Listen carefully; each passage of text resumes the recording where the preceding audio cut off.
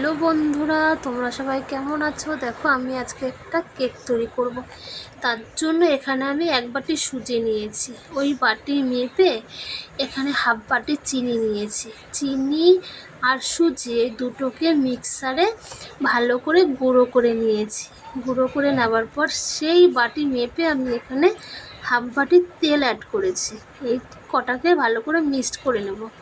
Mixed করে নেওয়ার পর দেখো, এখানে আবারও হাফ বাটি দুধ দিয়ে দিলাম। দুধটা কিন্তু আমি আগের থেকে গরম করে রেখেছি।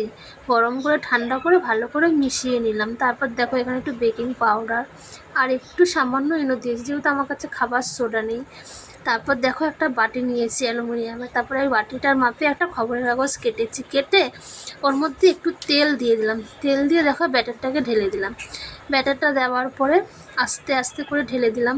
দেওয়ার পরে দেখো একটু ট্যাপ করে নিলাম। তারপরে আমি আগের থেকে একটা গামলা বসিয়ে গরম করে রেখেছি। তারপরে ওইটা বাটিটাকে বসিয়ে দিলাম। দেখো আমার কেকটা রেডি। তারপর একটা কাঠি দিয়ে দেখছি ভেতরে কাঁচা আছে কিনা। দেখছি না, একদম হয়ে গেছে। দেখো কাঠির গায়ে একটুও লেগে নেই, তার মানে এটা ডান, সম্পূর্ণভাবে কমপ্লিট।